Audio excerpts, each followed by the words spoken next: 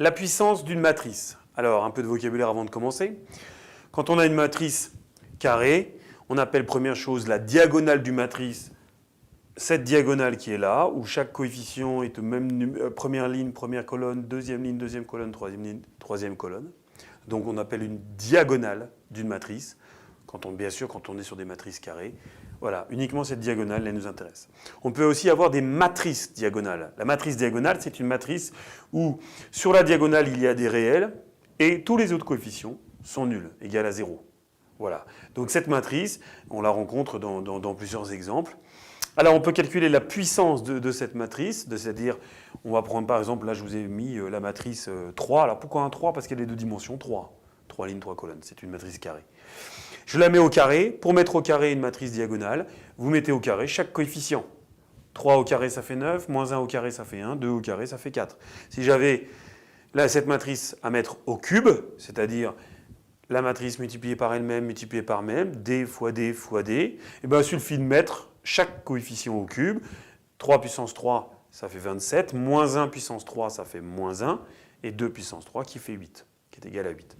Voilà, donc mettre une matrice diagonale au carré, au cube, puissance 4, puissance 5, on peut prendre sa machine pour s'aider, mais c'est quand même des calculs qui sont assez faciles.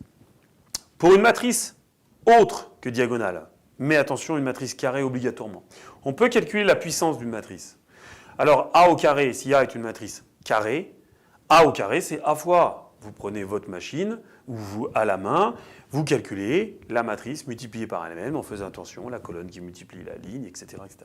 Si on doit faire A au cube, il suffit de multiplier le A carré, le résultat qu'on a obtenu ici, multiplié par, encore une fois, la matrice A. Voilà, donc on peut vous demander sur une 2,2 ou une 2,3, des matrices carrées de dimension 2 ou de dimension 3, de calculer son carré ou son cube. Au-dessus de puissance 3, c'est peut-être pas la peine d'aller plus loin à la main, c'est fastidieux, c'est long, il y a des sources d'erreurs partout dans les calculs. Il faut absolument donc prendre votre machine dans le mode matrice et de multiplier avec la bonne touche puissance, A puissance 4, A puissance 5, A puissance 6, etc. On utilise souvent ces choses-là où on mélange les matrices avec les suites, et on va souvent vous demander, par exemple, A puissance n. A puissance n ici, pour celle-là, pour la diagonale, c'est facile. 3 puissance n, moins 1 puissance n, 2 puissance n. Attention, moins 1 puissance n, quand on écrit, il y a une différence entre moins 1 puissance n, je mets des parenthèses, ou je n'en mets pas. Ici, la puissance, elle est que sur le 1, ici, elle est sur le moins 1 en entier. Donc faites attention à vos parenthèses si on vous demande la puissance nème d'une matrice diagonale. Voilà, donc c'est pas très compliqué et vous avez toujours la machine pour vérifier vos calculs.